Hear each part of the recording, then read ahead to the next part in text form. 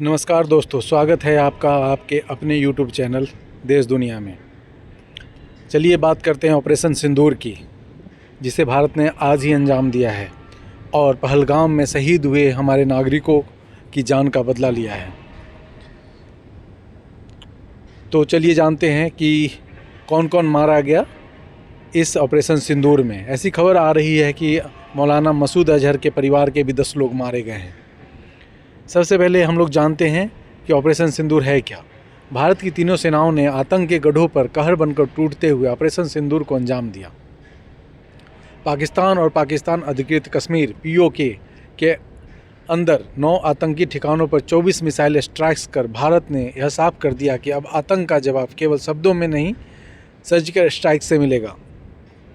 अब तक की सबसे बड़ी जानकारी यह आ रही है कि मसूद अजहर परिवार को भी मिली है सज़ा। उसके परिवार के कई लोग मारे गए हैं। भारतीय खुफिया सूत्रों और अंतर्राष्ट्रीय मीडिया रिपोर्ट्स के अनुसार जैसे मोहम्मद प्रमुख मौलाना मसूद अजहर के परिवार के 10 सदस्य इस हमले में मारे गए हैं। ये वही मसूद अजहर है जिसको इंडिया से छुड़ाने के लिए इनके आतंकवादी दोस्तों ने भारत का प्लेन हाईजैक किया था और उसे कंधार ले गए थे।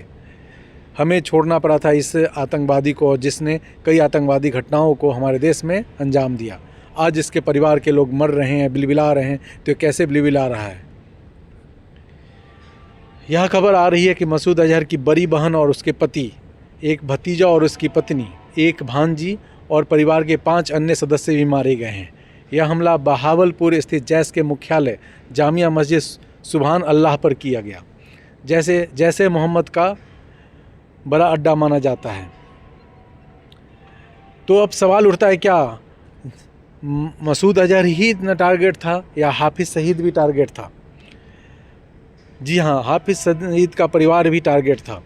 भारतीय वायुसेना ने लश्कर तैयबा के गढ़ मुरिदगे के पर सटीक मिसाइल स्ट्राइक की। यह स्थान हाफिज़ सईद का मुख्यालय रहा है।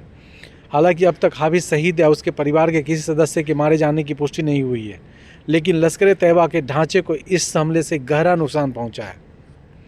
ऑपरेशन के अन्य प्रमुख परिणाम है कि 70 से ज़्यादा आतंकवादी मारे गए हैं, ढेर हो गए हैं, जिनमें लश्कर तैयबा, जैश और हिजबुल के ट्रेनर और ऑपरेशन कमांडर शामिल थे। 60 से अधिक घायल, कई गुटों की संचालन क्षमता को भारी क्षति पहुंचा है। 9 आतंकी अड्डे तबाह हुए हैं, जिनमें POK के लॉन्च पैड्स और पाक में ट्रेनिंग कैंप शामिल है। विदेश मंत्री S जयशंकर का संदेश है कि दुनिया को आतंकवाद के प्रति शून्य सहिष्णुता दिखानी होगी। यह एक सख्त और स्पष्ट चेतावनी है। भारत अब चुप नहीं रहेगा। भारत ने जवाब देना सीख लिया है और भारत जवाब देता रहेगा। ऑपरेशन सिंदूर ने न केवल भारत के 26 नागरिकों की शहादत का बदला लिया है, बल्कि यह आतंक के आकाओं और उनके परिवारों तक संदेश पहुंचा चुका है कि अब सिर्फ आतंकियों की पनाहगाहें नहीं, उनके रिश्तेदार और योजनाकार भी निशाने पर हैं। जय हिंद।